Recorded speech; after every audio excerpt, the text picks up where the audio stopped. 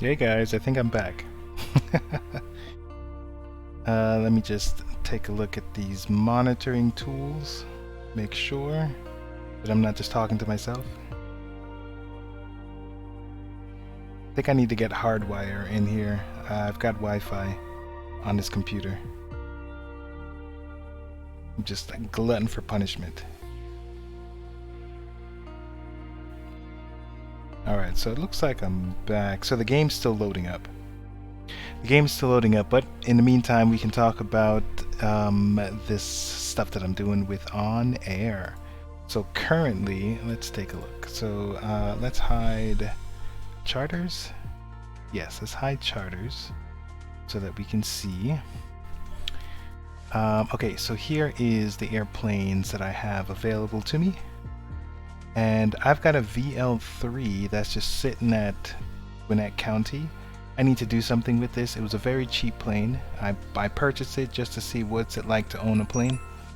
And so far I have not done anything because I've been distracted with Top Gun. So I think things will get back to normal once I stop competing so much.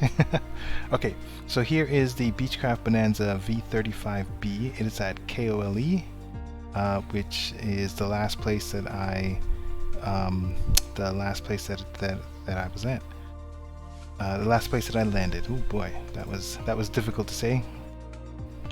Let's see here. So let's take a look now at the VA, Virtual Airlines, TPC charters, and we're going to look for some jobs. So this one definitely does not have the same weight capacity like the Kodiak. Or the passenger capacity, so I'm not going to be making a lot of money, which I think is okay. I'm just interested right now in just flying this thing and seeing if I can do something with it. So I'm looking for Beechcraft, that one. Ooh, I'm the only one. Is that the same? That's the same registration number, so November 7676 Victor. Okay. Rented, maximum payload is 1100 pounds. Speed, I do think it's faster. Seating, I have 3 seating. Okay. Fuel conditions seems decent. Alright, so let's go ahead and take a look for some jobs in this area and let's see what's going on. While that's happening, I want to take a quick look at Twitter, because every time I go live, there's a message that's posted, and I'm trying to find where, and it's still posting. I'm trying to find which connection is actually doing that. So I'll have to figure it out some other time. Okay. So let's see here. So this is the airplane from 50 to 500 nautical miles. Let's see which one. 61,000, not bad. And then it just drops off. So these ones I don't think are ever any good for me because I don't think I'm ever around. So this one is available tomorrow. I'm not sure if I'm going to be doing any flights tomorrow. And I'm certainly not going to be in this area. I'm all over the place. So let's just do a standard, or let's try and do a standard passenger flight just to see how this thing operates. But that's too far. Let's do something a little closer.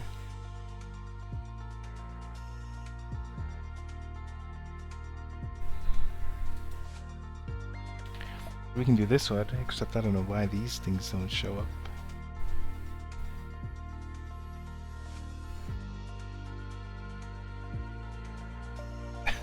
Okay. So there to there. So we're going to Canada. Where is this? Brantford. So this looks like a decent one. Students. We're flying students and electronic devices. So we have 3 passengers and we have some cargo. Alright. I'm digging it. Let's go ahead and take that.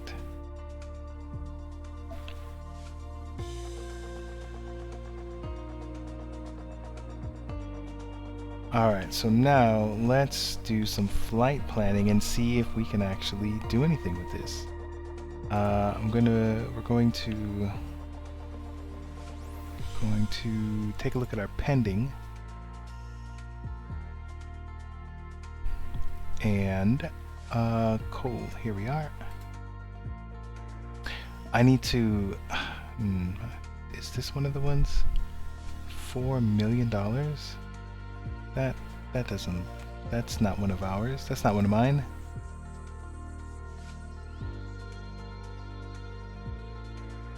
Oh, well, yeah, these are definitely airliners. I don't have that capacity. Okay. All right. Let's just stick with what we're doing. Let's not get distracted. Okay, so I'm going to be jumping back and forth as I try to make sense of a flight plan for this thing. Where are we? Here's little nav maps.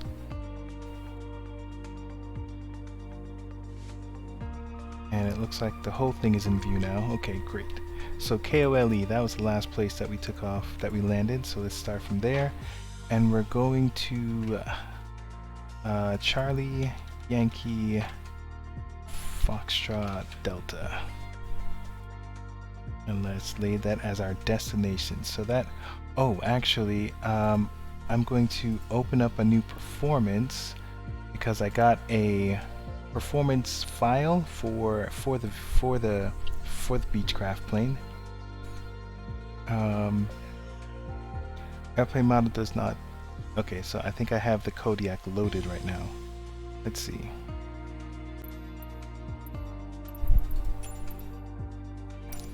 Yeah, I do have the Kodiak in my profile. So let's go ahead and change the aircraft and see. I've never actually paid attention to that before. So let's see if little nav map makes an adjustment.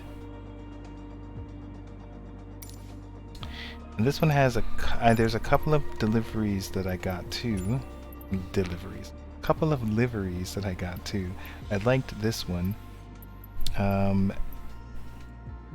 I haven't flown with it yet. Yeah, these were some new ones that I got from Flight Sim. So let's go with this one. And I'm hoping that number right there is not permanent, because that would not be cool. I want my number in there.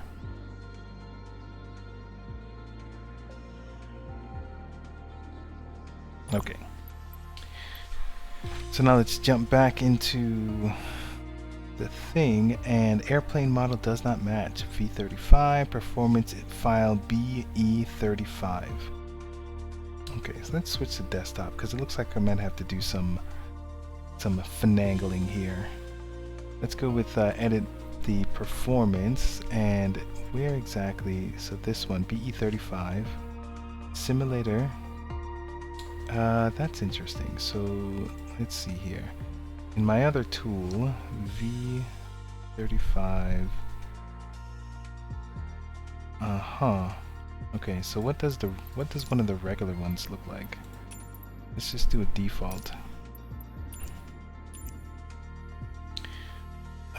So V35B, and then here.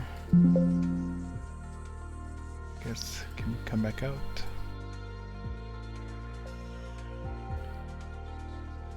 It does not performance file simulator V35, but my performance file is BE35. The BE35 actually is the, I don't know if it's the ICAO, but it's the code that's used in VATSIM in order to identify the aircraft.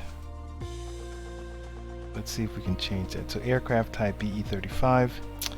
I don't know if that's really, I'd rather keep this one. Simulator, okay. Yeah, I'm gonna keep it. Usable fuel, it doesn't have it in there. Oh, that's funny. So I did pick up this file and it was labeled under FSX instead of Microsoft Flight Sim. I didn't think it'd be a big difference, but I mean, it is interesting. Sorry, that it doesn't even have the usable fuel, so it just could be bad data. So let's take a look and see if I should have the POH, flight plan manuals. Here we go. Let's see if we can fix this file. And section, so I was able to do some bookmarks, so that was super helpful. Descriptive data, fuel, hopefully section 11 will have some fuel data for us.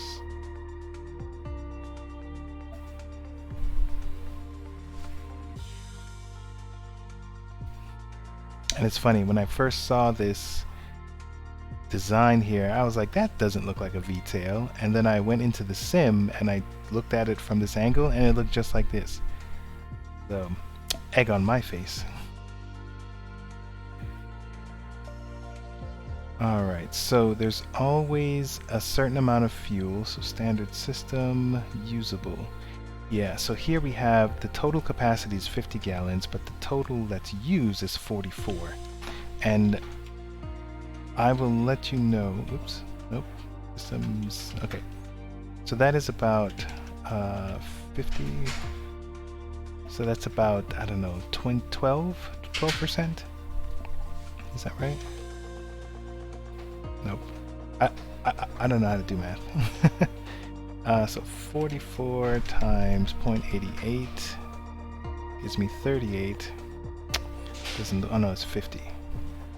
50 times 0.88 gives me about 44. So there is a 12, so 12% of the fuel of the capacity is not usable. And when I flew it the other day, I flew it at half tank, and there's like one more notch until it got all the way to E, and I thought I still had one more notch, and I learned the hard way that nope, once it got to that one notch before E, it was empty. So things to learn. Okay, so we found the fuel. The usable fuel is 44 pounds. Usable fuel smaller than reserve. Okay. Reserve is, that's a lot. Taxi fuel. Nope, nope, I said pounds. I meant, yeah. So it's about 6, I think it's by 6, 1 gallon of fuel is about 6 pounds. So 44 times 6. So 264. There we go. Alright, so we have 220 pounds reserved. We'll use 13 pounds for taxiing, extra fuel, contingency. Average climb speed 141. Vertical climb. Cruise speed, I believe it to be 165. Okay, things seem okay. That performance, the remarks, there's no remarks. Alright, I think I'm satisfied. Block fuel exceeds usable fuel of 264 of 44 gallons. Okay. Is there a way to refresh this? Edit the performance.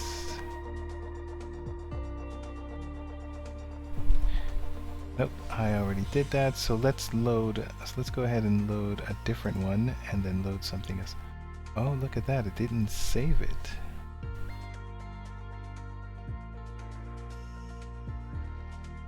Okay, so let's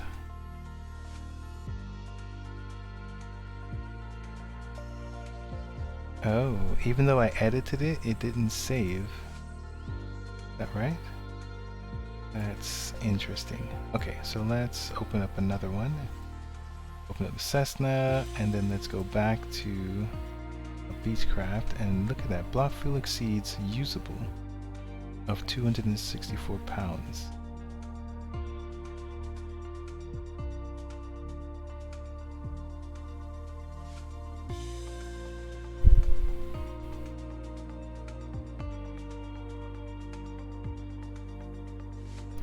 That is interesting. So does that mean that we can't go anywhere in this plane. So it's 102 nautical miles, which, I mean, it should be fine, right? Yeah, right? Yeah, I think so. I'm looking for the PDF. Did I close it? I must have exited the PDF. Alright, optional total gasoline, right, standard optional system, oil, takeoff weight, cabin baggage. Start talking about dimensions.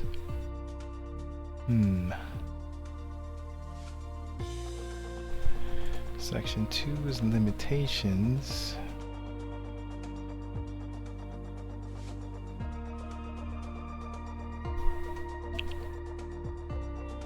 So we've got the speed, that's good. Engine speed 2700. Operating limitations. So I'll need to become familiar with some of these.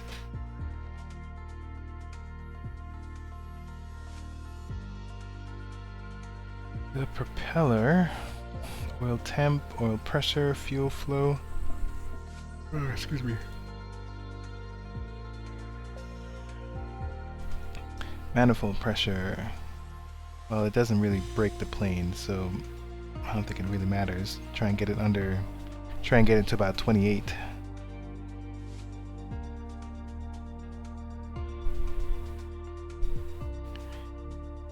I don't know what the difference between these two fuel systems are. Fuel flow. It almost seems like it's repeating itself. Weight. I'm looking for the takeoff and landing distance.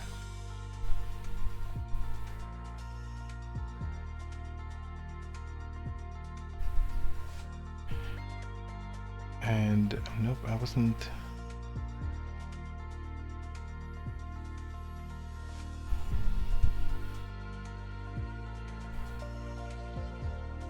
Oh, I don't know what any of this stuff means. VFR day, the altimeter. There are chapters. Okay.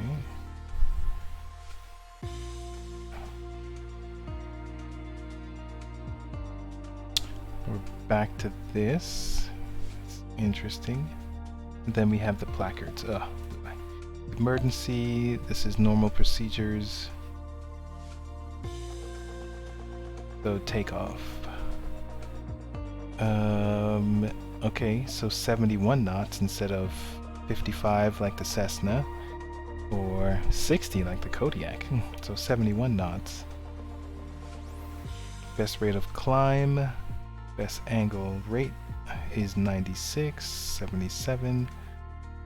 Cruise climb is 107.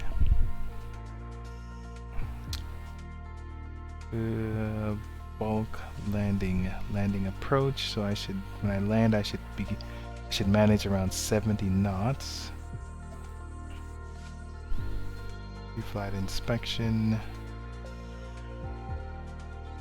Yeah, this is the good stuff right here.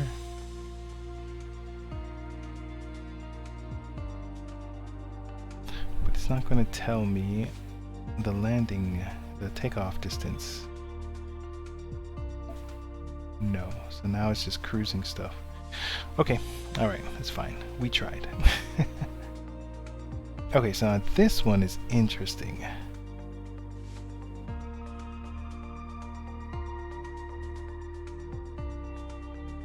And it's very possible that, you know what, let's actually load up. Let's load up in the game. What before that happens, let's see what is updatable. Okay, update 6. Don't need to do it right now, so I'll do that later. And we were at Cole, K-O-L-E. Is that where we were? We were at yes, K-O-L-E, Cole. got the Bonanza. If I show you Volanta, this is kind of where I keep track of my planes, as I'm pretending like I own these planes, right? So let's go to aircraft.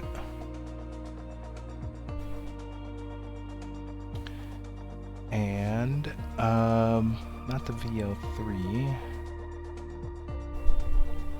This one, V35. So this is 6 Yankee 49 Tango. So that's what I'm gonna put in there. Let's make sure. So 6 Yankee 4649. All right, good there. Yep. And we're not getting off. We're doing a small. And let's hope that 6 Yankee 49 Tango shows up on the side of that plane. If it does not, God help me. I'm going to quickly change the livery.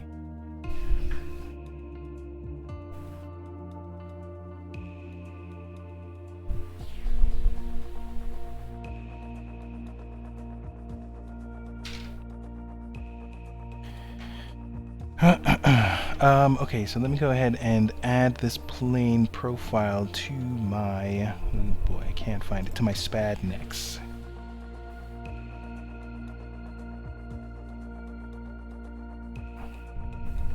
Aircraft assignments, we've got that one. Okay, it's already there, that's nice.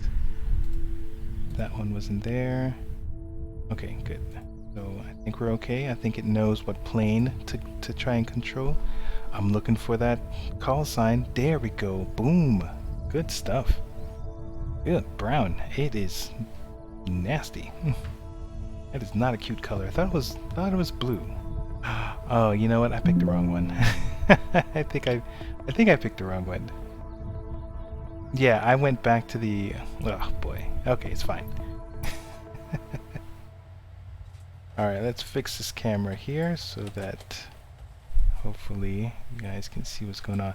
Now the funny thing is, I have been trying to change my camera so that I get to see this instead of all the instruments, because I don't think I want to see all the instruments, but it keeps showing me this.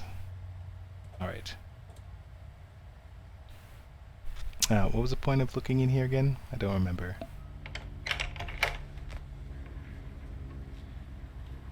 What were we doing?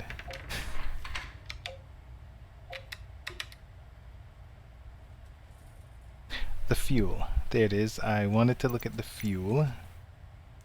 So the maximum fuel would be 2222, 264 pounds. Actually, let me pause that there. Let me take a look at what we have going on for little nav maps. Usable fuel 264. Yep, so it's 264 pounds. So that seems interesting. Something's got to be off, because that doesn't seem like it's far away. It's only 100 nautical miles. That doesn't seem terribly far. So the average, let's search up the desktop so you can see what I'm looking at. So the reserve is that, taxi fuel is that, usually it's about, they say 1 pound? Extra fuel, so average, so the climb speed, average fuel flow is 132. So I'll need to look up these numbers. It's very possible these numbers are off. But I'm not going to bore you with that stuff. So we're just going to fill up the tank, or we're going to fill up on people, and then we're going to try and see if we can do some stuff here. Okay, so let's get back to OnAir. And okay, so we have, let me see here, we have the crew, we have the cargo, we have the passengers. So we have 85 pounds. It doesn't seem like a lot at all. Goodness gracious.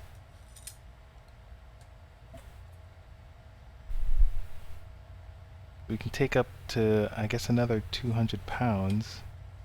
So let's see what happens here at 264. Let's see what happens if we can fill it up. We can fill it up. Okay, we still have 93 pounds left. So I'm going to go with that, and we're going to see. We're going to try and run some numbers here. Okay, so we have, okay, so 63 pounds is the extra payload. This is basically based off of the seating configuration.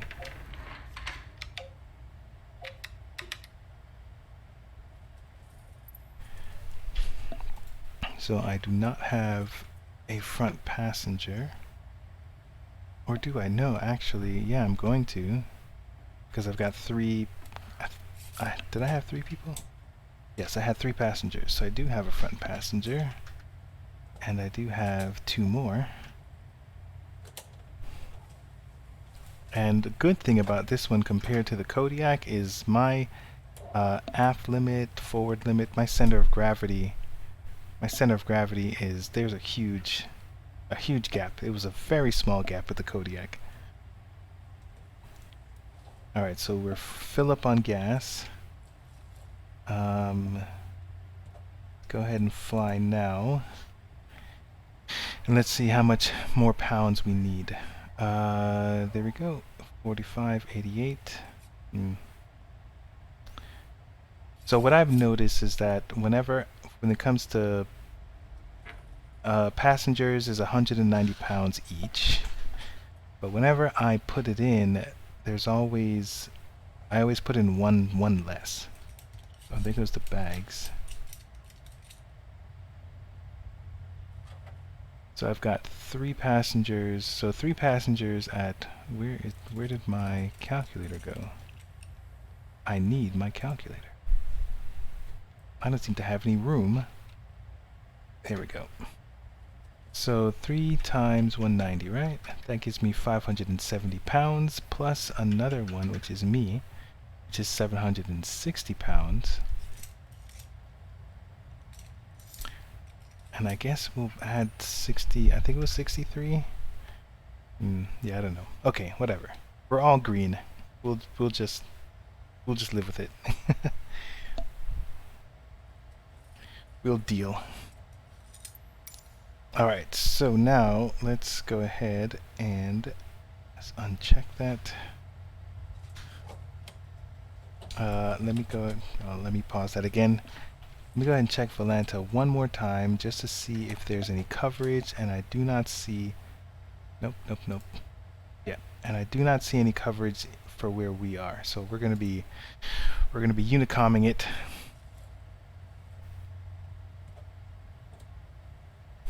Alright, so now this usually doesn't show you until you turn on the battery.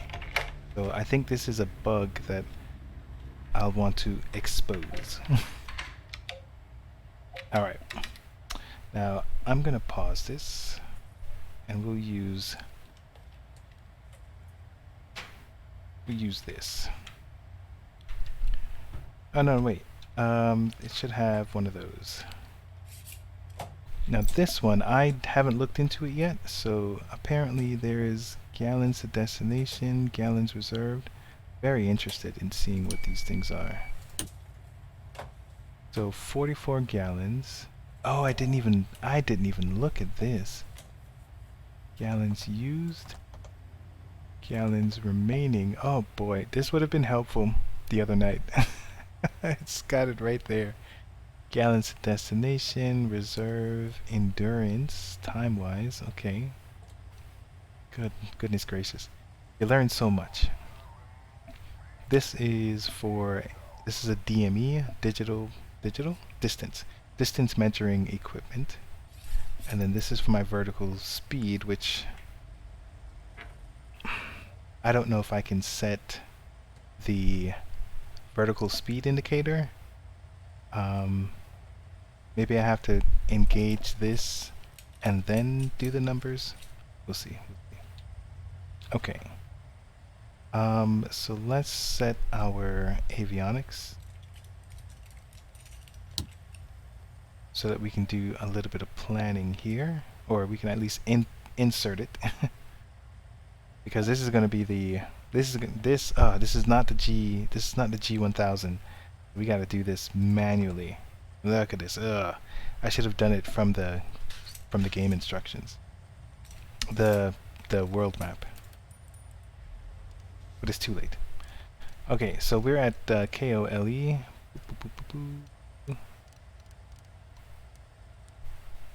Look at that. I'm going so fast. I'm super hyper fast. What you call the best. So Cataragas.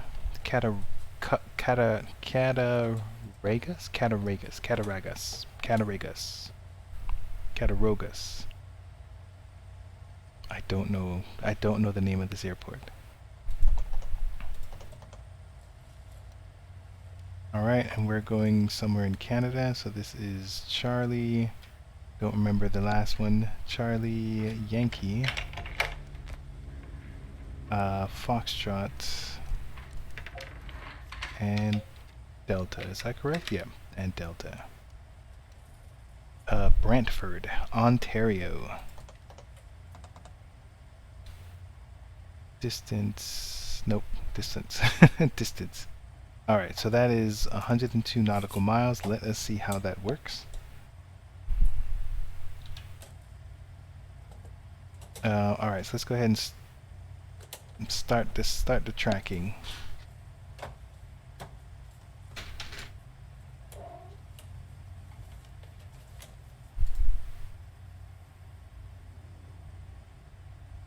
Let's start all the tracking.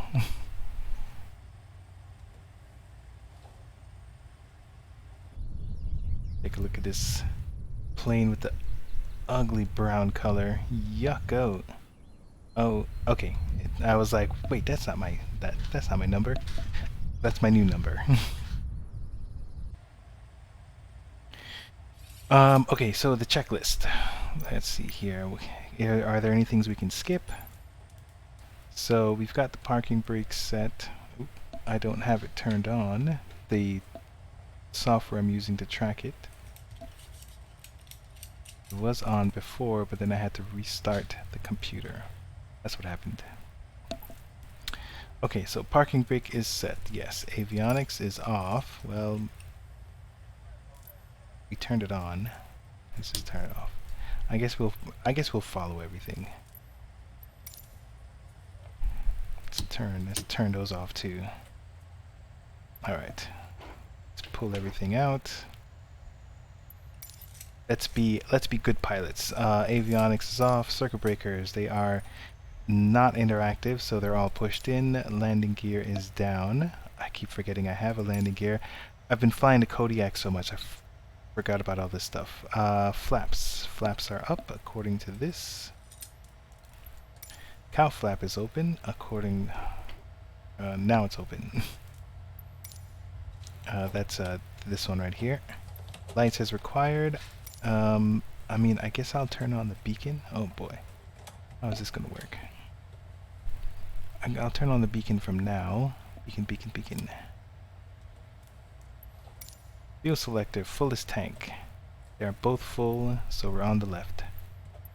Battery switch is on. Let's turn it on. Is that the battery switch? Yes. Battery switch is on. Alternator's on. Fuel quantity indicators checked, so that's why I feel like that's a bug. Mixture is set to rich, so let's put in the red knob.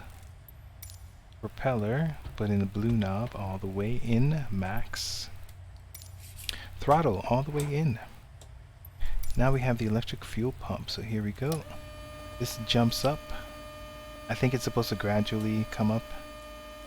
So it's done its thing. So now we can set the throttle to 1/4 of an inch.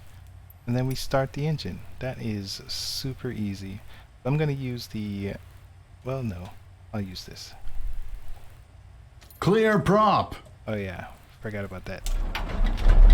Your flight will be monitored until you land and shut down the engines. Thanks, bro. Let's get this thing up to 1200 RPM.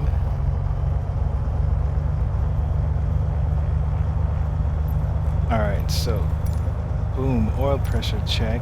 Oil pressure, oil pressure is in the green. Alternator still on, brakes, we'll get to that. Avionics, let's turn that on.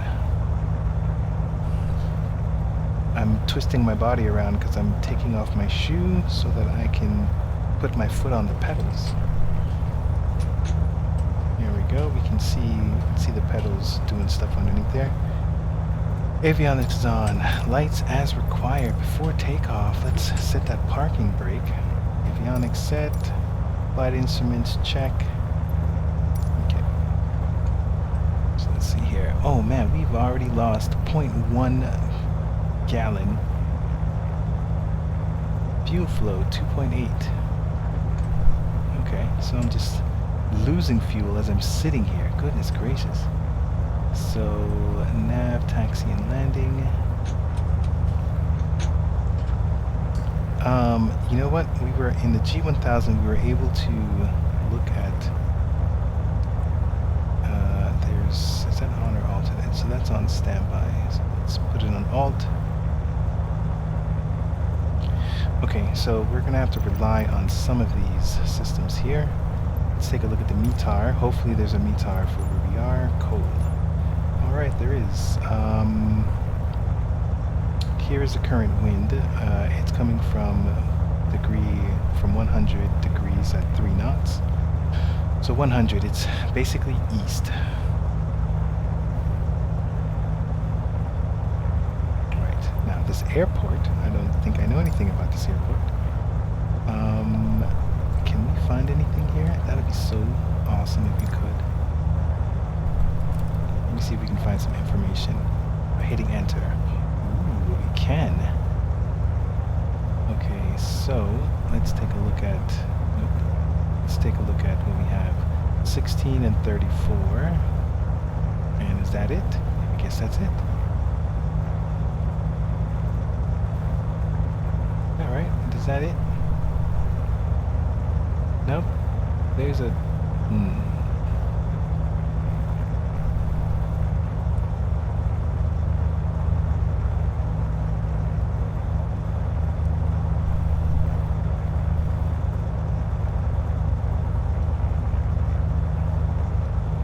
Okay, so 16 and 34. So 16, 34.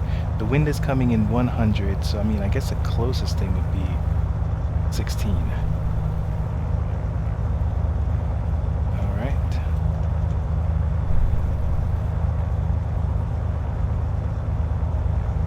Go ahead, get out of here. There we go. And then, so this nav, I haven't used this stuff in a while.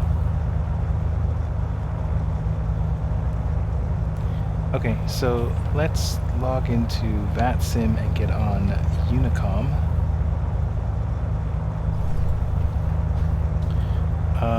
Oh, the call sign's different. What is the call sign for this plane?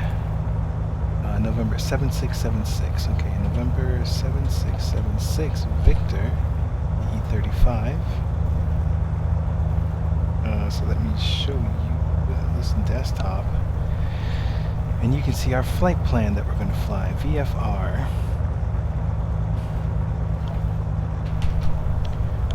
Alright, and let's go ahead and put in some stuff. C Yankee Foxtrot Delta. I don't know that number. The departure time, so it is currently, I said it too. It's 12:46 my time, so 4 hours from there is, that's 13, 14, so it's 16. So it's 16:46 Zulu. So we're probably going to leave, we'll just say 17. We'll say 16:55. It's not going to take long. 16:55. Our flight, according to little nav map, which I do and don't trust, or I right now is 44 minutes. 45. Sure. Let's go with like 4,500 feet. And there we go. So let's file that as planned. Okay.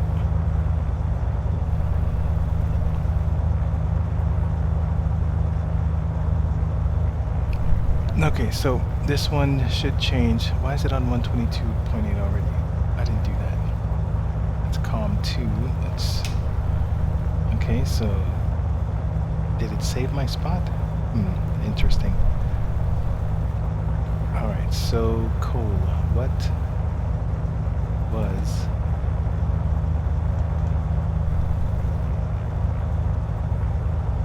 So... Cole... I don't...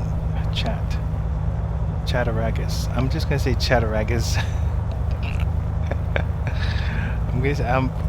Hopefully it's right.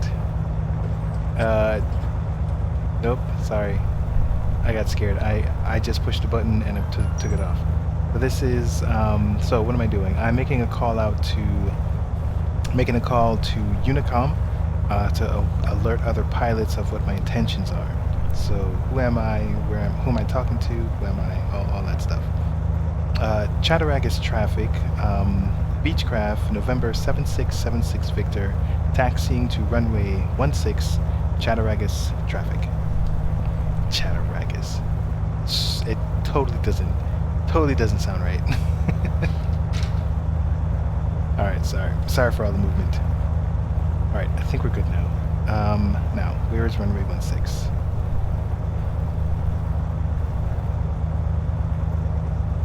There's a 22 and 16 is, so I think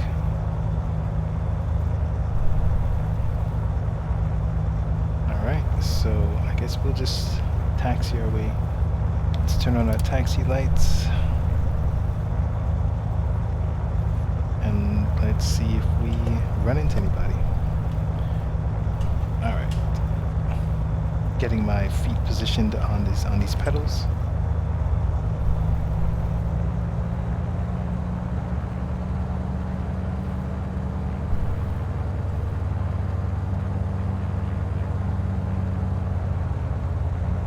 Let's see if we can stay on. This is Alpha. So that looks like runway 22 and 4. So let's follow this. And it looks like it's going to be crossing 16, so we might have to back trace.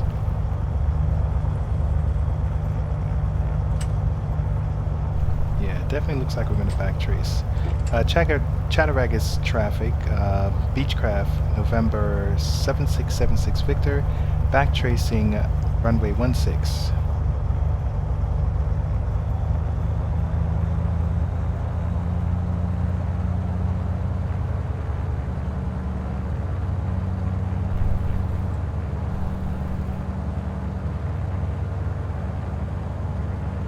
Yeah, so this right here, my default position is all up in these instruments. I want it to be higher. I thought I could change it, and I thought I changed it once. I thought I accidentally changed it. What in the world? Where is the runway? Hold on here. Let's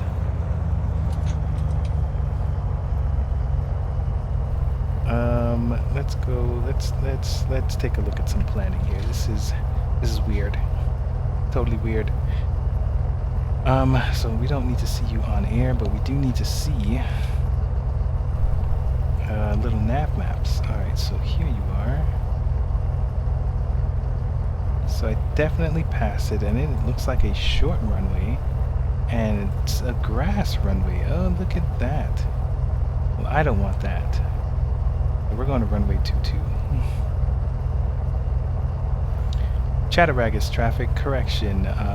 Beechcraft, November 7676 Victor is taxiing to runway 22.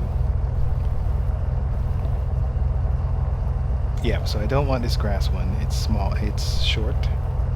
I want this long one because I'm full and all that stuff. All right, let's try this again. Let's continue on with what we're doing.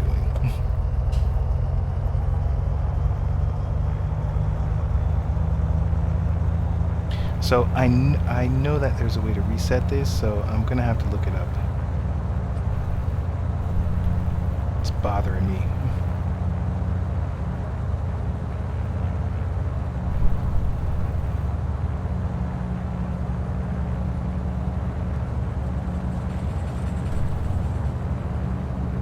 Alright, I've let out some of the throttle because I feel like I'm coming in too hot. Oh snap. That blade, that propeller no longer wanted to do anything. You know what? I didn't even figure out my barometric pressure. There was some prep work that I didn't do.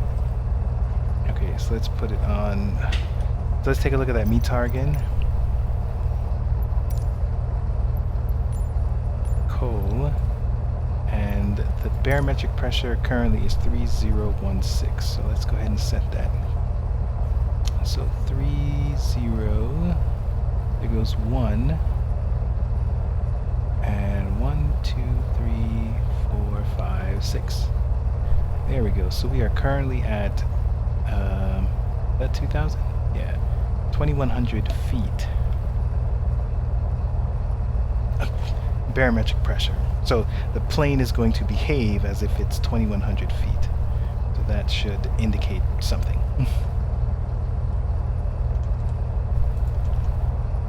So let's get back to our nav, to our map. Whoa.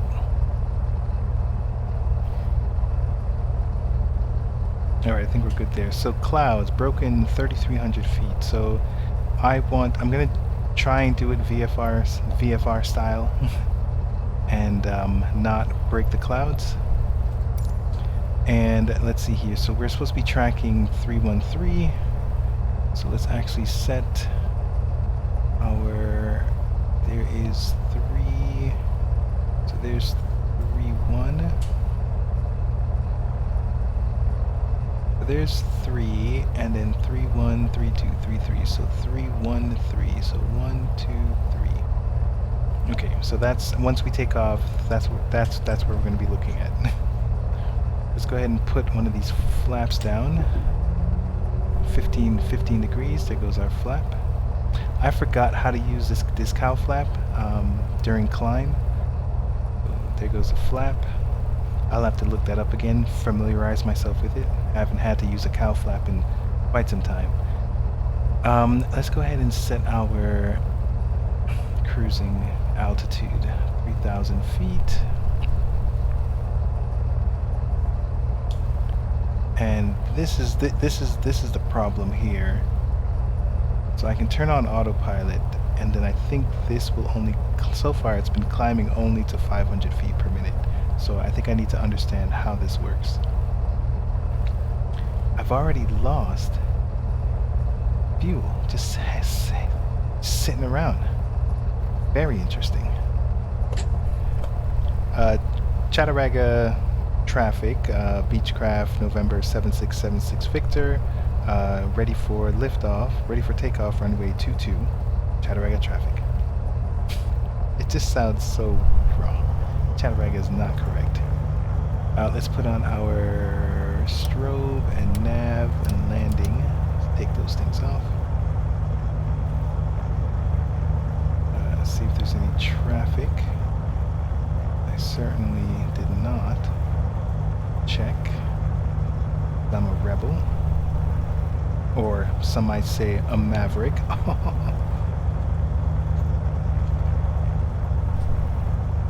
Okay, so we've got people in the seat. We've got people with us. I forgot we have 3 passengers. Okay, so takeoff speed is going to be 71.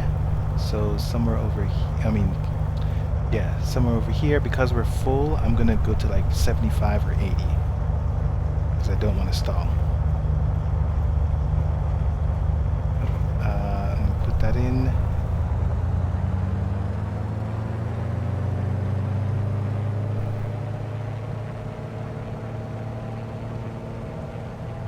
Okay, we've maxed out on throttle.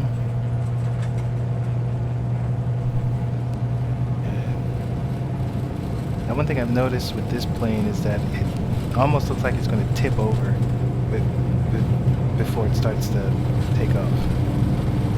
I don't know if it's me. We haven't hit 70 yet. Okay, we just hit 70. I think I'm running out of room here, so let's go ahead and take off. Airborne time logged. Well, it's a smooth transition, so I just put up my... No, I did not. My hardware didn't work. Let's put up the flaps.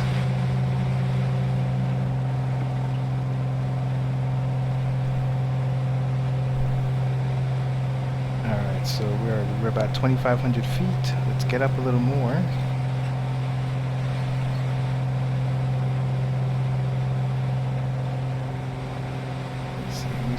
We've got room, so we're going to start making our turn. We're going to head to 313.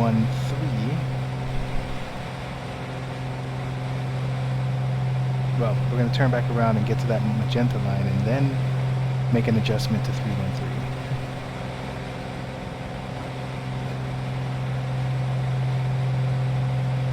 Current fuel flow is 20, looks like 20 gallons per hour. Only 44. Yeah, that is not a lot. I did not realize that it was like that.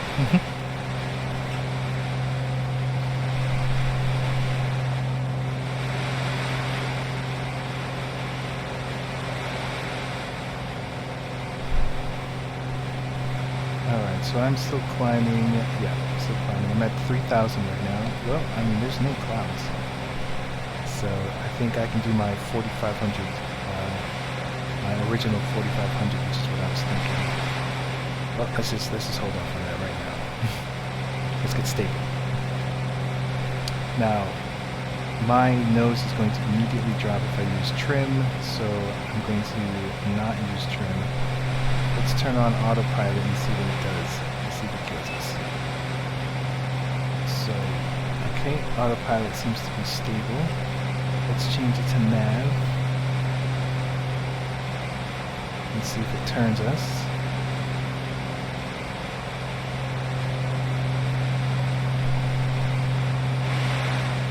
Oh. It did not turn us, so let's go to heading.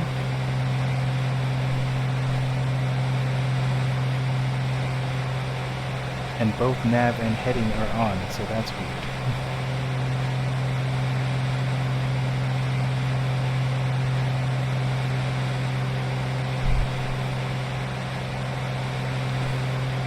So we're still climbing.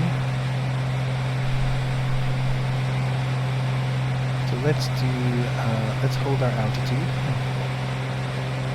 That's at 0, or 46. Let's go to 45. And when I arm it, it automatically does this. It's either up 500 or it's either up 500 or down 500.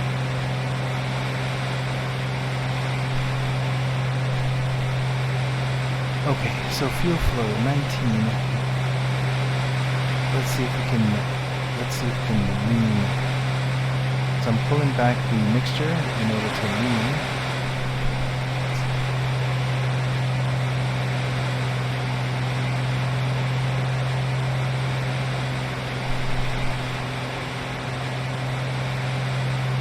Then pull back on the throttle a little bit.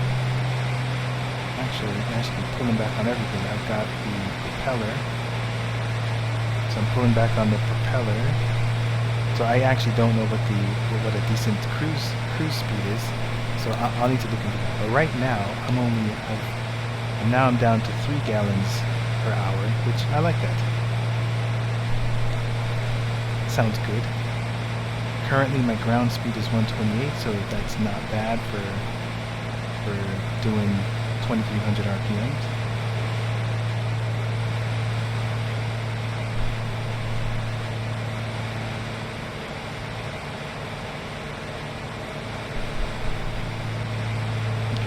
shows me planes that are around me.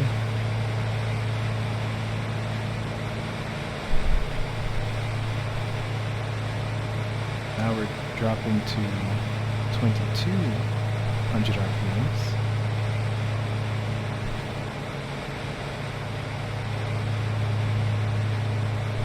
I don't recall doing that. It is...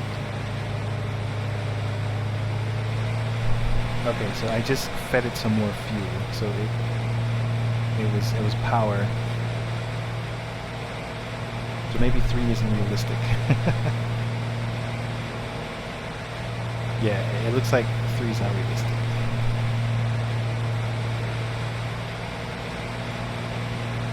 So maybe 9.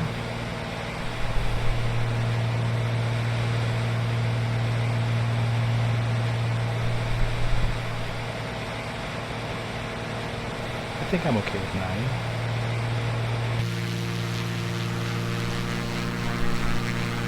I still have my landing lights on.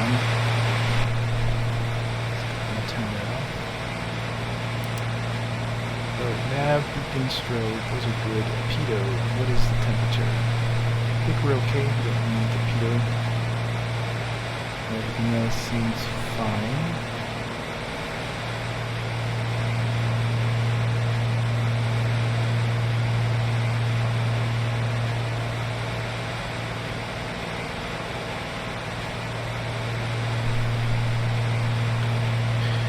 Okay, so let's think about our destination, and since we don't have a G1000, we're going to have to do some more work. So we're headed to Brantford, no METAR currently, so that means we're going to have to find it elsewhere. We're going to pull up our tablet.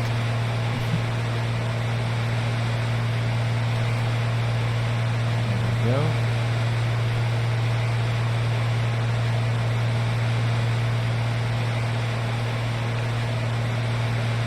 Let's see here. How can we find this? Don't need that website. Not doing anything with SimBrief. So, Foxtrot Delta, METAR. And let's see if we can find that. Oh, Acrobat.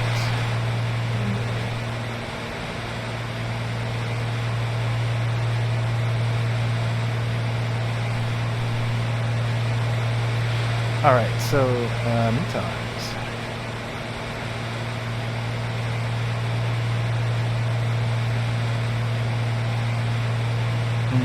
And it says no data. Womp womp womp. Alright. So, let's try this one.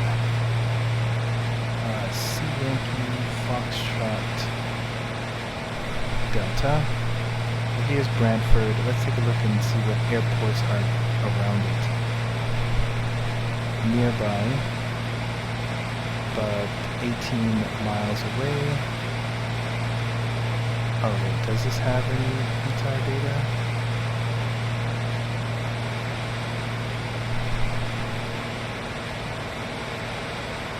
No, it doesn't. But 05 and 23.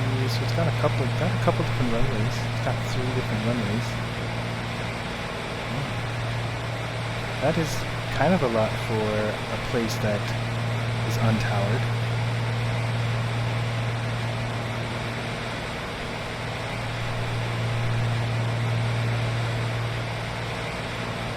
Let's take a look at this one and see if it has any METAR. So that one's towered, so I would assume that it has a METAR.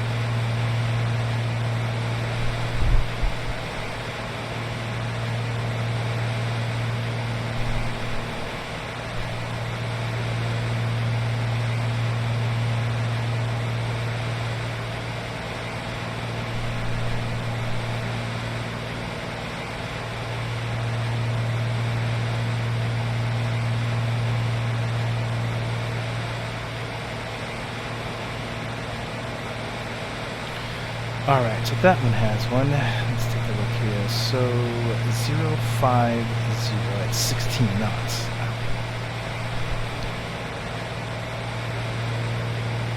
So 050 at 16 minutes. Okay, good.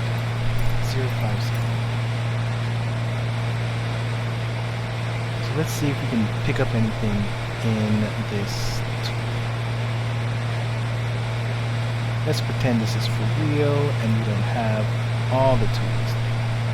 Let's take a look at this one. 050. So we have 35 and 17. There's an RNAV. Well, you know what? I think I'm going to be doing everything visual until I learn.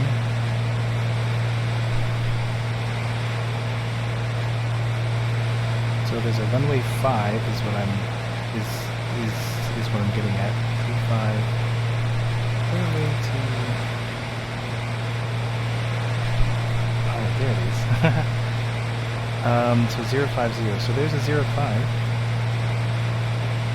Hard surface. All right. 005. So we'll aim for the 05 runway. Now, can we do anything else? Can we immediately make a procedure out of this? No. Let's go back to flight plan. Select an approach. I don't think I like all that jerking around going on. What are we doing? Well, I mean, it looks like we're hitting decent numbers.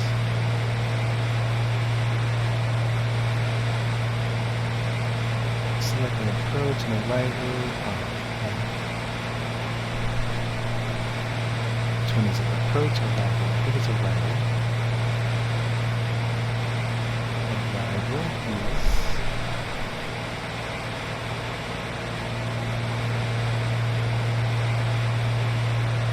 Nope, okay, let's go with approach.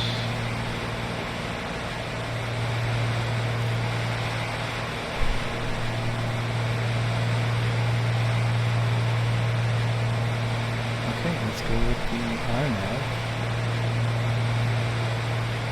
With whatever transition it is. Do I have others? I do.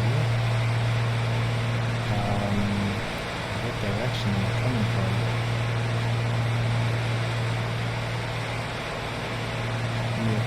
So this one, and where's the other one? Apolog versus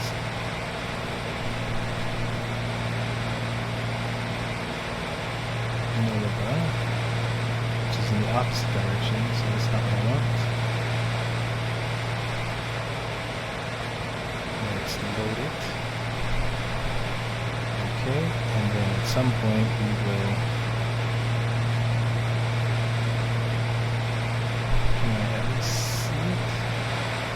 Yeah, I can see it, okay.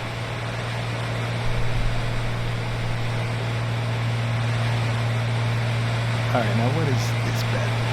So this is gallons used. I've only used 3 gallons?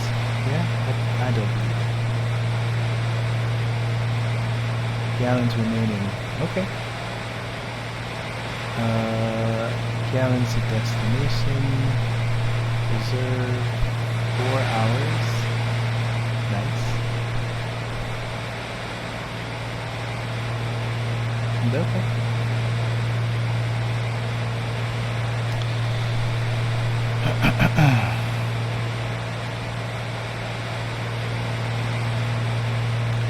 Now, I don't know why I can't use my map. Let's take off heading. Let's see what it does. Where's my map? Where's my heading? Up here. Looking at the wrong thing.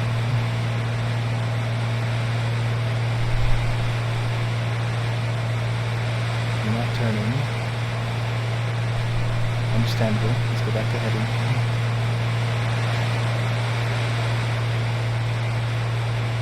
It says I'm doing 138. It's pretty good for... That's pretty decent for 20... let's get it... Let's get those RPMs down to 2300.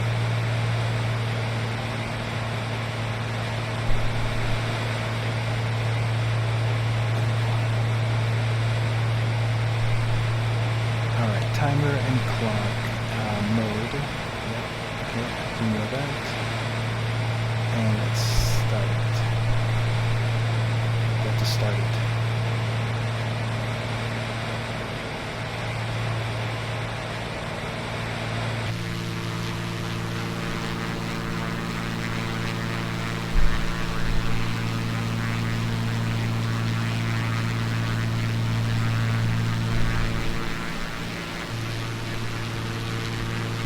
What in the world? How did that happen?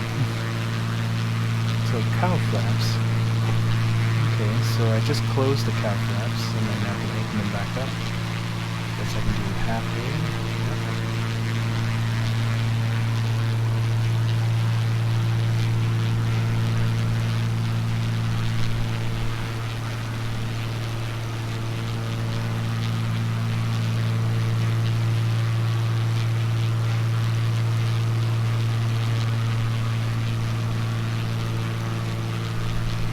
We gonna cross an ocean? Nope, a lake. I feel like I'm going way off here. 312.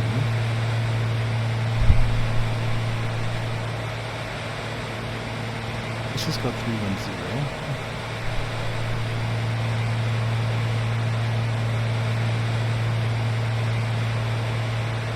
Distance is 69 nautical miles, 31 minutes.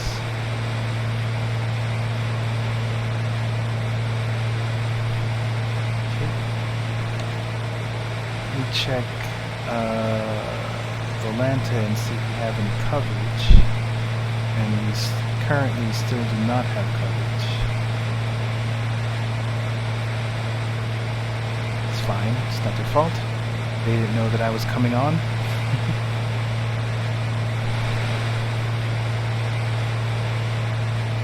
feel like I need to climb though, because it's a bit tumultuous. It's a bit rough out here on these streets. But let's climb to, and we're going over water too, so that's going to be, so let's climb to like 8,000.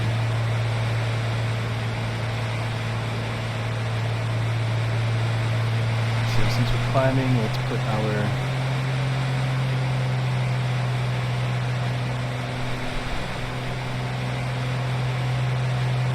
so here the throttle is all the way up and it'll never hit 29. So I could just ride the throttle. What is this? Manifold pressure means nothing. Because I can never break the engine.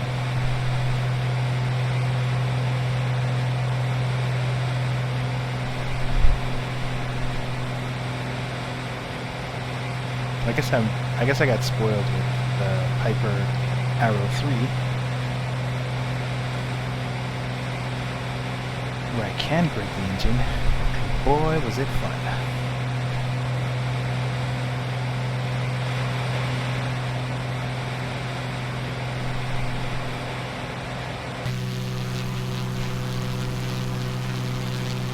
Alright, so far everything seems stable. I don't know how to work GPS, but I do know how to work heading autopilot, so it's not bad.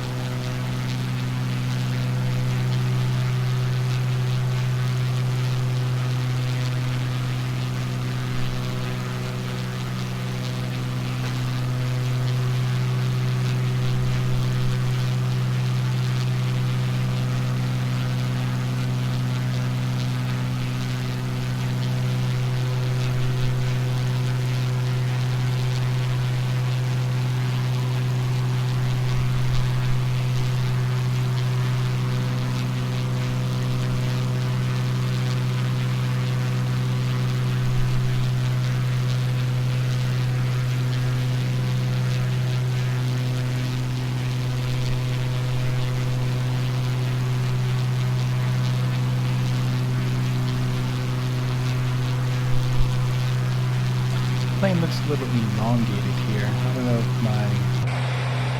my resolution should be okay.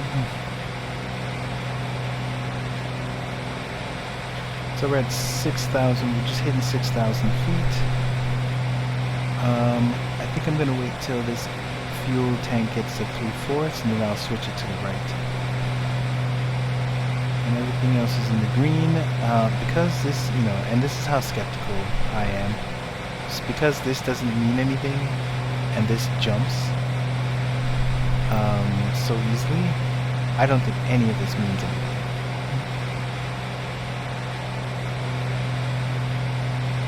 And there it is. I said it.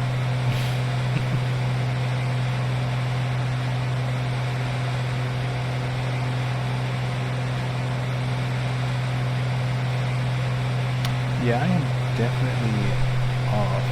So must be a wind blowing to the right. 050 actually. Where's 0 is? Actually on my right, and I'm in left. 050 is over here.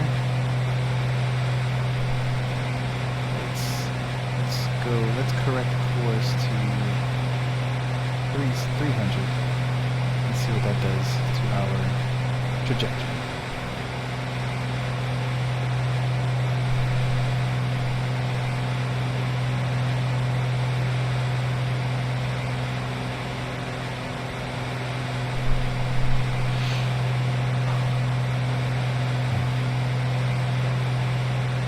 So after this landing, I'm gonna hang it up and probably stream on Tuesday.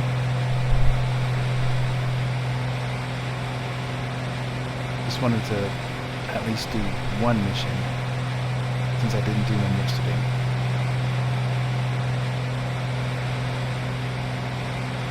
Alright, so we've got 56 nautical miles, and I think we're doing okay. We're hitting about 12 gallons per hour, but that's only because we're climbing.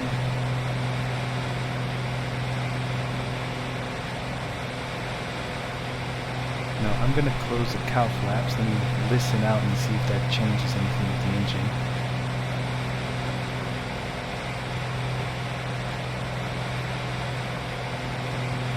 I didn't hear any change.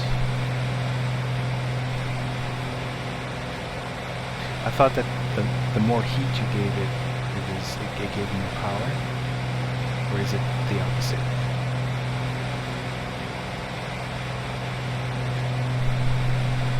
Okay, so we're at about 7,000, and I don't feel, so we're gonna altitude hold right here, because the main reason I was doing it is because of the turbulence that I felt at the lower altitude. But this one seems okay.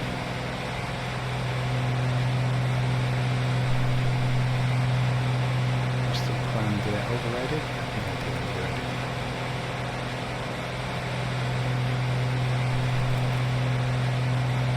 I really don't know what I'm doing. That's the wrong button. I'm clicking on this instead of that. Alright, I'm over here clicking down here, and I should be clicking up here.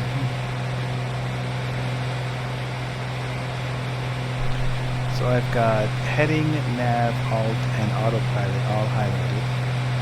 Not sure what that nav is going to be doing, or can do. So I'm currently doing 140 knots, so let's get back to a cruising speed here. We're going to set the mixture down to 2300 RPMs. Then we're going to set the manifold. Let's work on, are we leaned enough?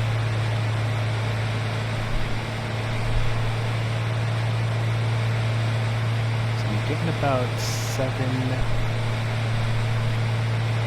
jumped. Getting about 7.3 fuel. Where's my engine? So yeah, so this here should be getting hotter. Let's see what happens if I reduce more fuel. I'm getting less power. The more fuel I give it is the higher my EGT goes.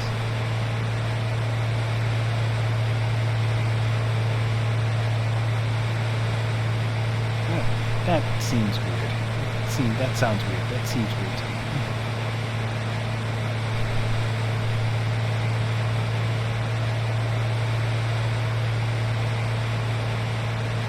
Unless the hotter is on the left-hand side. I don't know. Let's try and reduce this back down to 9. Thing just jumps in. Okay, so we're at about 3/4, so let's go ahead and switch this to the right.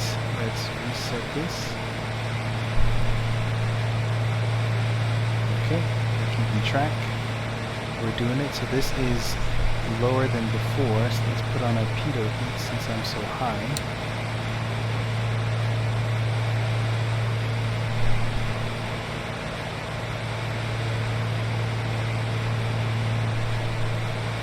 So 050, so that means that we're going to be pointed to our right. So we're going to have to make our way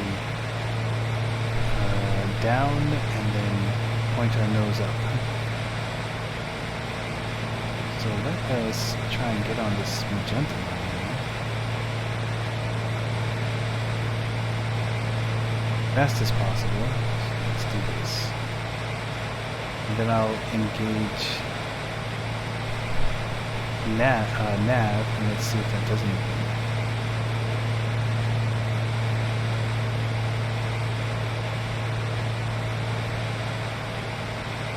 Okay, so is there a GPS switch?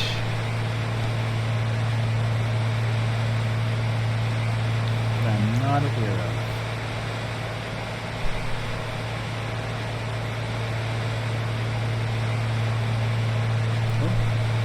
Yes, there is a GPS switch. Look at that. Arm.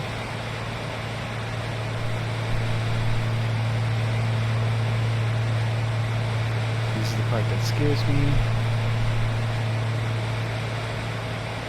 This changed to green. So let's see if it turns me around in a circle.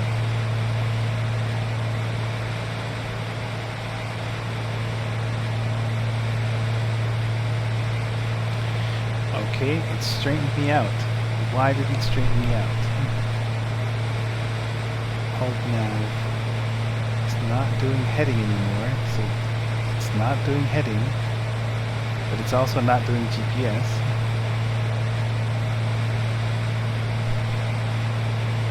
Push to SW.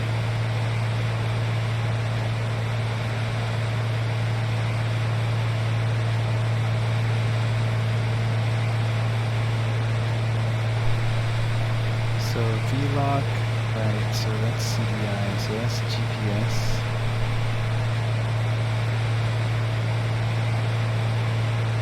So nav.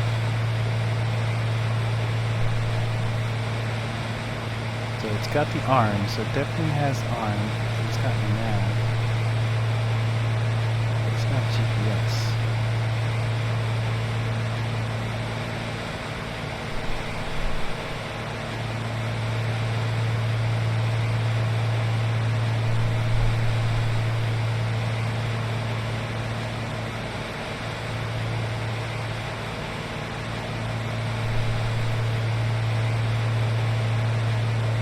So heading works. Heading works. I don't think I get GPS.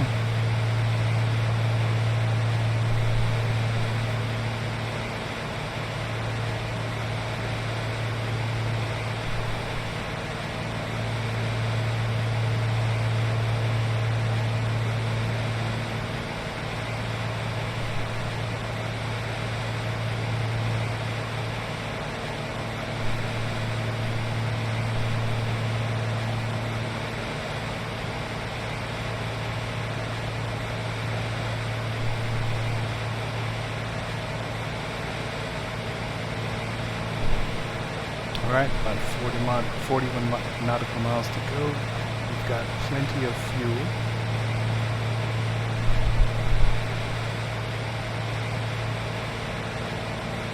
I like the I like the cruising speed though. At 2300 RPMs, I'm doing 135. Seems good to me.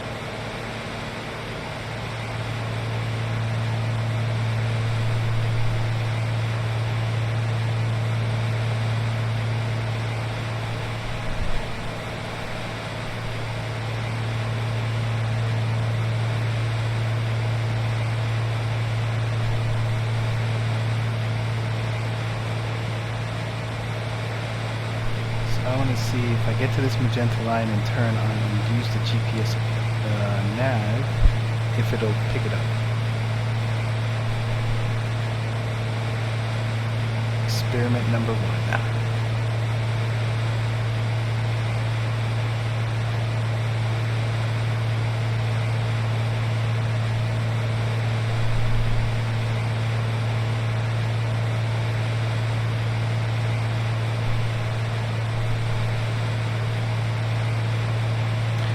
Slowly getting closer to that line.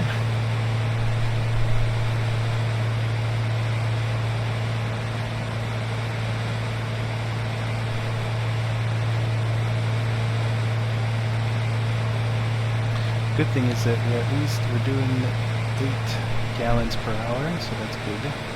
I think I'm usually not so hyper focused on fuel burn, but because I ran out of fuel that last time, I'm super hyper focused on it right now. It was well, not a bad experience.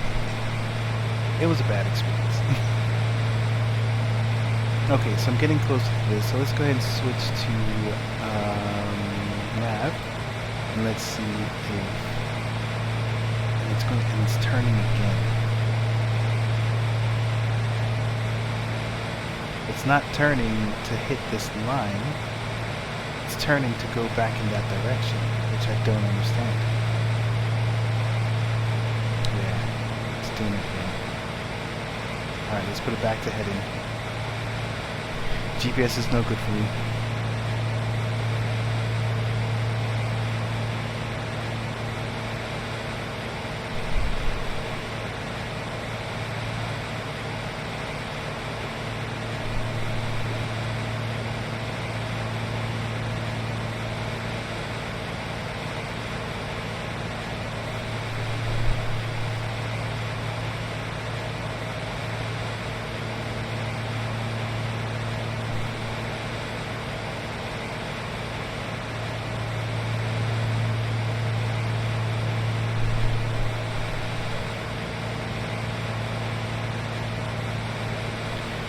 Now, did it say armed? It wasn't armed.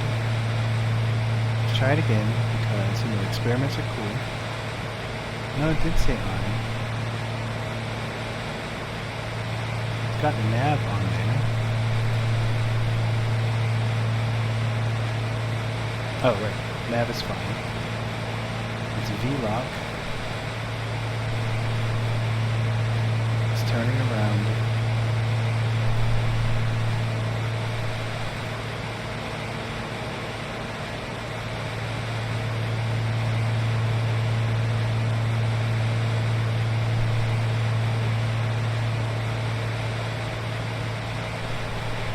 It doesn't sound like, it doesn't look like a successful experiment.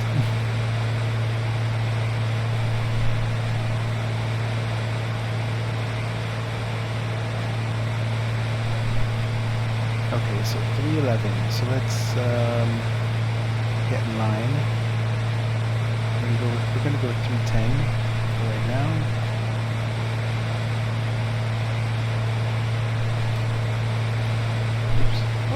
Sorry. I'm here just messing all sorts of stuff up. Check something. Alright, I figured I'd knocked it off its angle. Surprisingly, I did not.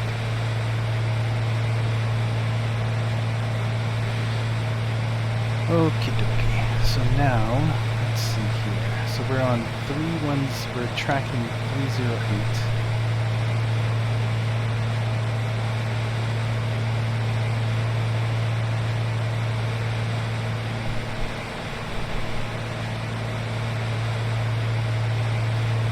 And in this particular case, I am no longer interested in saving fuel.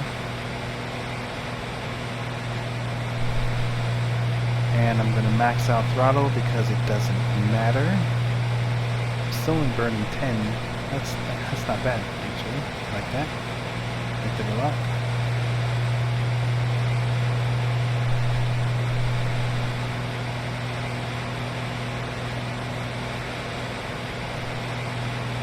Tracking 310.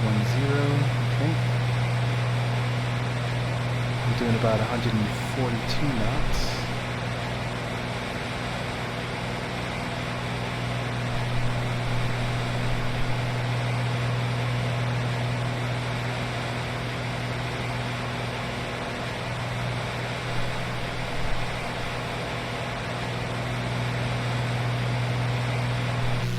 I think we're almost there.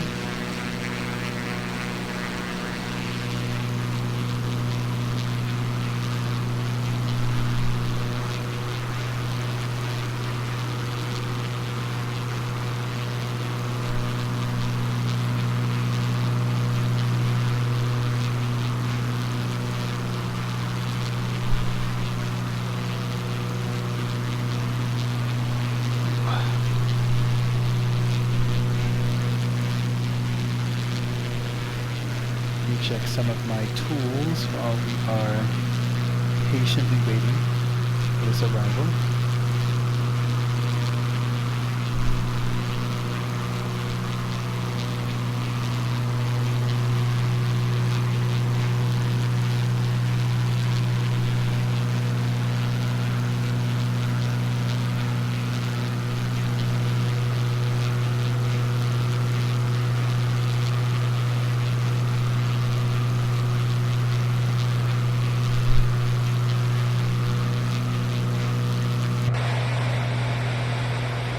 All right, 28 nautical miles.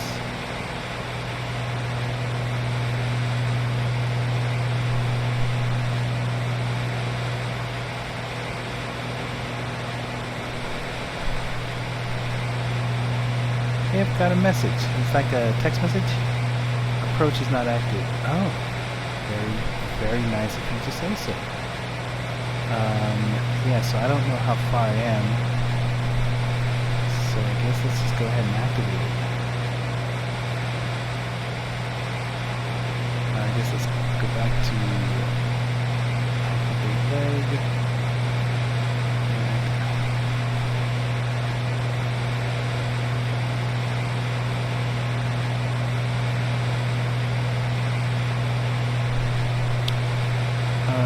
Yeah, how do I activate the approach, buddy? Remove. Activate the leg.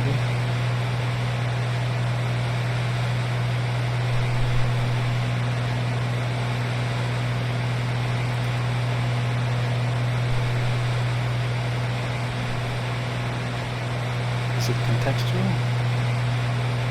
Invert.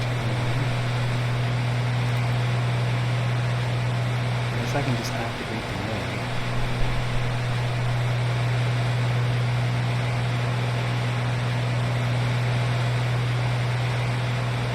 Oh, it's telling me to activate. it's telling me to activate the approach first. Yes, sir, I will. How do I activate?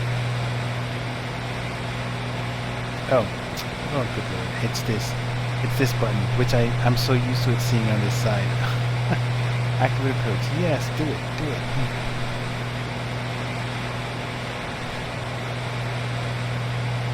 And now, GPS. Come on, heading. Let's do nav and see what you do. Let's see how you operate.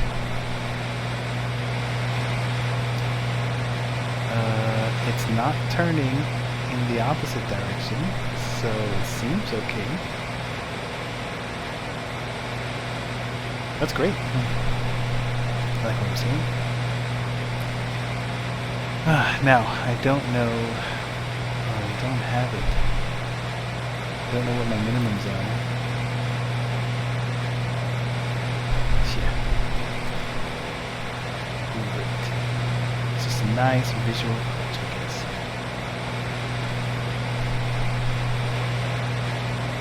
So let's work our way down to 3,000.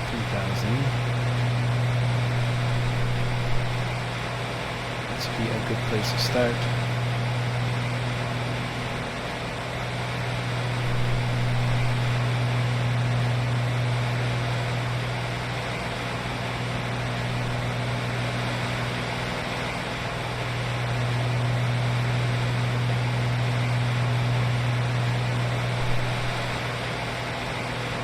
So let's do V, or let's do V vertical speed, and then can we go down?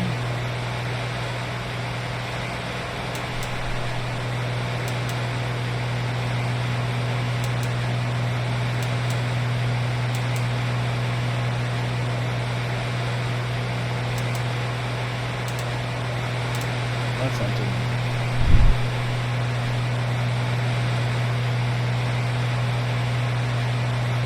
Again, that's because I don't know how to use the system.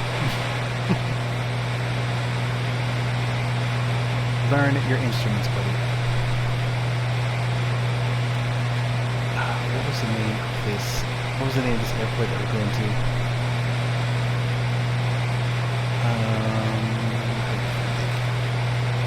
This one. No, not clear.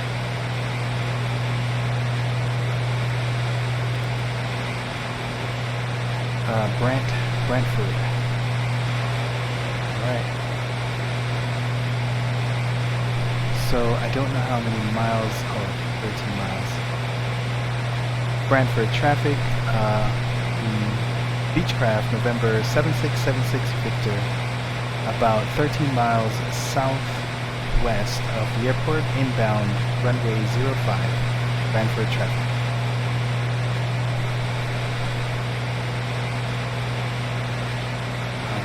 Take a look at Volanta again to see if there's any traffic, any controllers. No controllers at this current time, so I guess it's all good.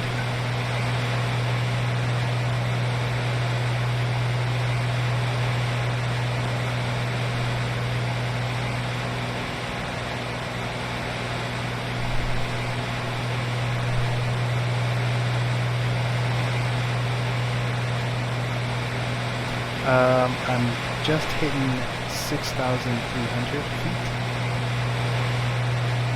Trying to get down to 3,000. Because we're going to be doing a visual approach.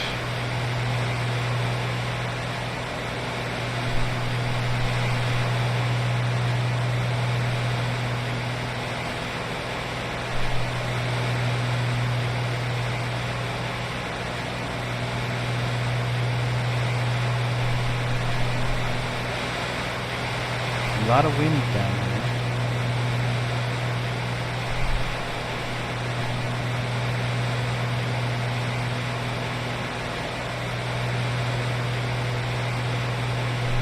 So there's two ways I can do this. I could manually follow this route into the airport using headings, or I can just get to the airport and then just do a pattern.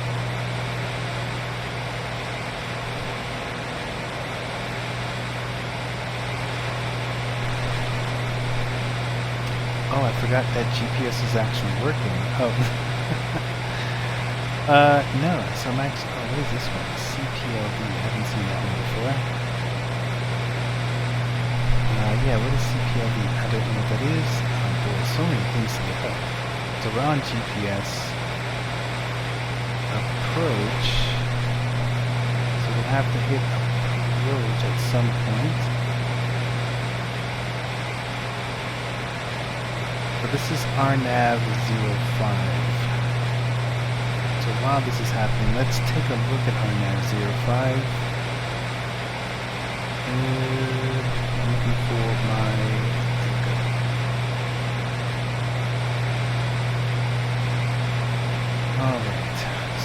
let's take a look.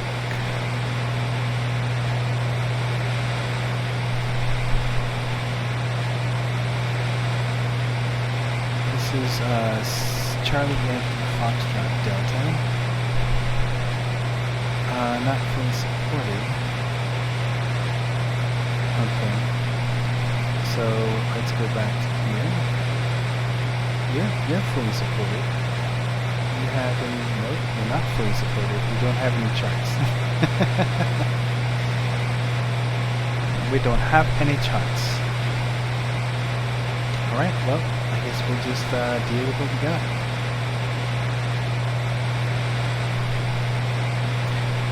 Oh, thanks. Thanks for letting me know. I didn't realize that.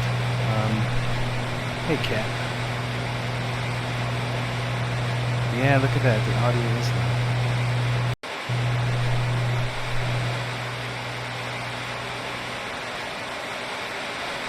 How about that one?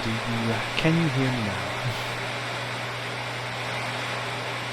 The common phrase said amongst people from the 90s.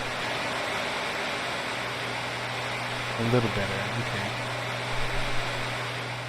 You know what? It could be actually FS realistic. I'm gonna say that it's more FS realistic than the plane. That add-on is great, but it, you know. Okay. How about now? A lot of wind. Yep. Yeah. That's supposed to be FS realistic. It's supposed to be super realistic. Well, thanks for letting me know. I was not aware. Alright, so let's go ahead and... So we've hit the first waypoint here, Alpog, or Alpog.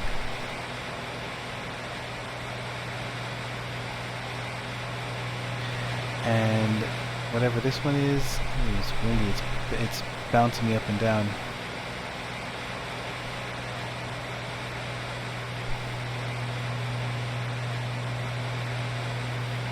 They did a great job with their sound effects.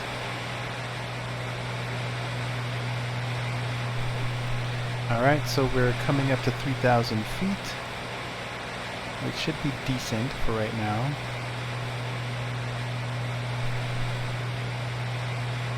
And even though we're using GPS right now, I think we're going to have to manually put it down, because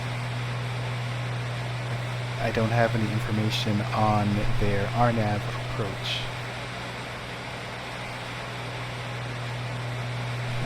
What am I flying today? So this is the Beechcraft V35 Bravo. So this is the V-tail. The infamous or famous V-tail. This one they call the Doctor Killer. The only reason I think they do that is because doctors used to fly it back in the days, and I guess they were overconfident and it would kill a lot of doctors. But it's got its iconic V-tail, which I absolutely love. I don't think it does anything special for the plane. I think it's all aesthetics. Bro, people keep calling me on this phone that aren't on my contacts list. Okay. What a backstory. Yeah, it is a wild backstory. So we did, so I explained earlier that I was trying to learn this plane, and we did a lot of troubleshooting with getting the autopilot working. So autopilot's working, not really sure why it's working, so that's the thing that I'll have to do a little bit of studying offline. But currently it's working. So our destination is Charlie Yankee Foxtrot Delta, which is an airport in Canada, in Ontario.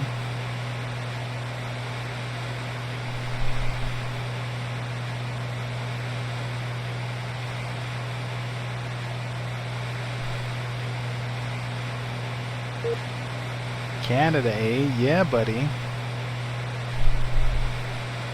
We are doing it. You love it? I bet you do. Canada's pretty great. I spent some time in, I was going to say Mascouche, that's not right. I spent some time in, nope, I was even going to say Montreal, Quebec. I spent some time in Quebec. It was great. Very cultured, very, I don't know, it had a really nice vibe. And for anyone who has heard the rumors of their subway, it is super clean. You can metaphorically eat off the streets.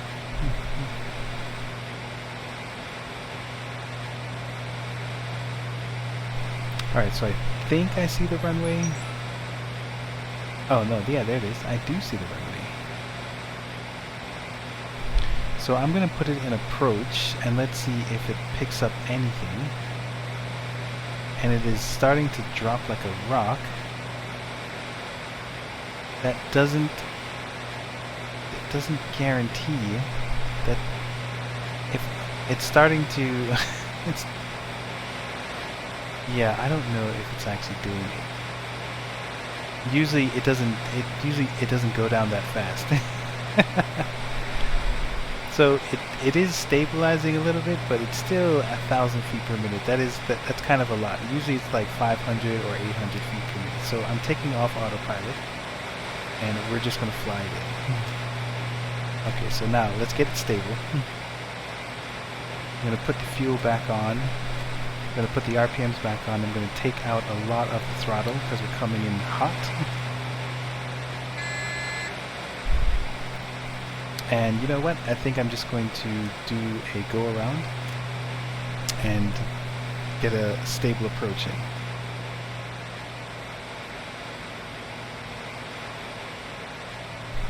And there is a significant amount of wind. Well, not significant. There is there is some good wind.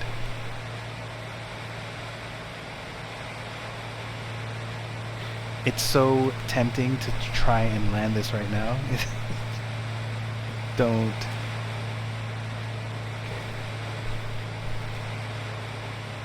I'm so tempted to try and land it right now. Smart move. Dr. Killer's in killer mode. Yes, indeed. Oh, what was the name of this place again? Brantford traffic. Beechcraft November 7676 Victor going around. Runway 05. Alright, so our airspeed is in the white right now, so I can put down one of the flaps. I'm going to put down the landing gear, and we're just going to try and maintain a speed that is, you know, decent, which is around 70 for landing, but since we're going around. Alright, so there is the field. So we're gonna try and do a teardrop maneuver and turn around and come back onto the downwind leg of runway 05. So we're gonna go out and then just kind of turn around, and if I do it properly, it'll look like a teardrop. A lot of wind, eh? Yeah, a lot of wind. Now, the thing is, I didn't capture, let me see if I can get the elevation. Elevation is 812 feet, so I need to be at 1,800 feet. So,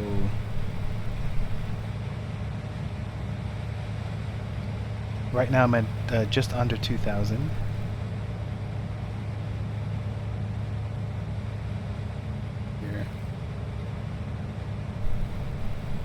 Alright, so let's go ahead and execute our turn. And I gotta keep the speed up. Make sure that we're not going any slower. Actually, also make sure that we're not climbing. So I've currently lost the airport, but there it is in my visual.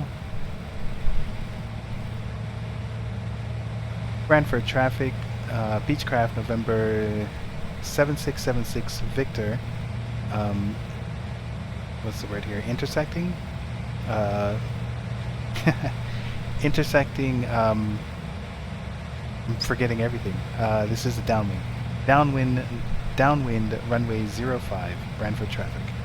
Oh boy, I just had a massive brain fart there. Wing 070 at 5 knots.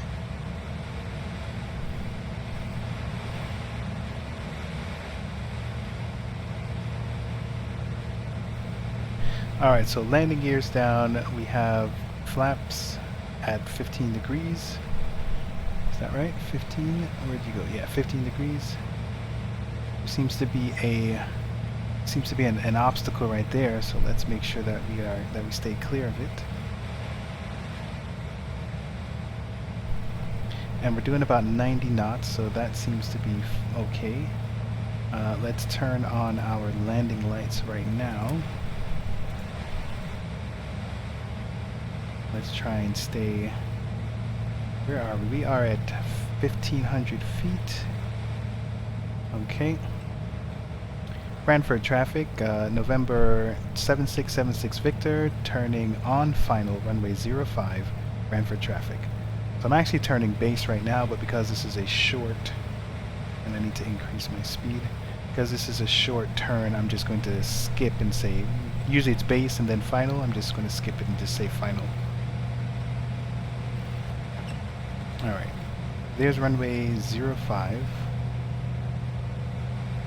I'm going to put down the final flaps right now. Landing configuration, I should be hitting around 70 knots. I'm coming in at 90, I'm coming in kind of fast.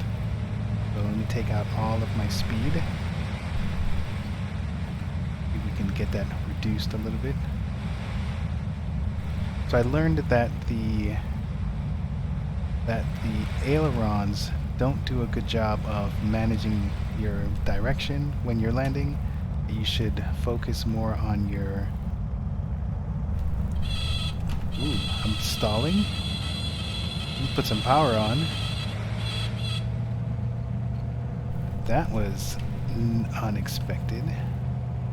Because I don't know what the... Come on, man, get down. Take off the power. Landing time log. And put on some brakes. That's how you land an aircraft. And we've landed. Yay! Look at that experience. No guesses, no winners. Oh. I'm so used to trying to read stuff. You didn't like that landing? That was excellent. And oh yeah, okay. Alright, so let's immediately try and get off of this runway here. We're crossing is this a taxi or another runway? That's a taxi, okay. Hey, it's never a dull time when you're on tabletop airways.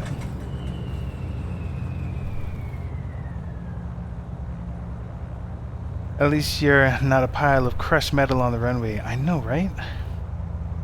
Sometimes you have to look at the brighter side of things. The brighter side is that my passengers, I have 3 passengers on here, they had quite an exhilarating time. They're going to tell all their friends about me. And they're going to just, you know, I'm just going to get so many bookings.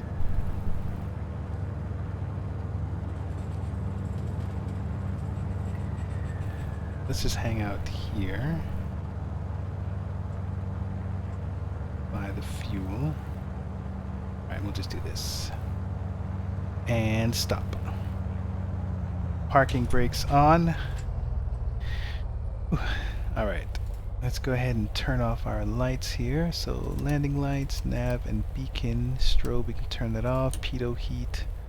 So all of those things are off. Let's go ahead and cut out the propeller and the fuel. Engine off time log. The flight is finished. It has been monitored by OnAir. Okay, so we can now turn off our avionics. Everything should be off, and then alternator and battery. Oh, magneto was probably And yeah, okay, so everything's off now. Go ahead and open up all the doors. Let's get these people out of here. Get out of here. Tell all your friends about me.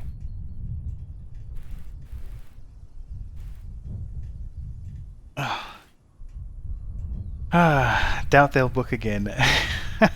It probably already canceled. Oh. On social media.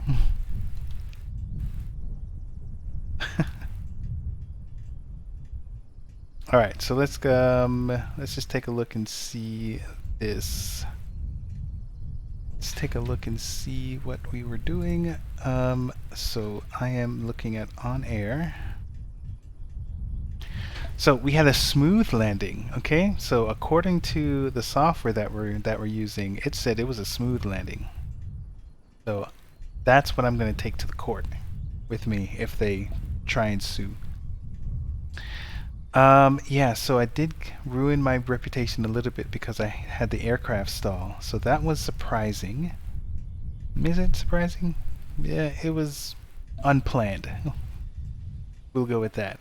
Now, I did get 0.50% increase because of that soft landing. So, I mean, I am totally gaming the system here. Normal wear and tear. Alright. Sounds good. What?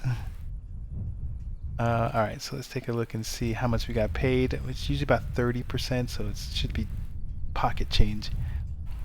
27, so delivered. Oh, I had cargo and I had passengers. So I got a mere, what, $800, $900?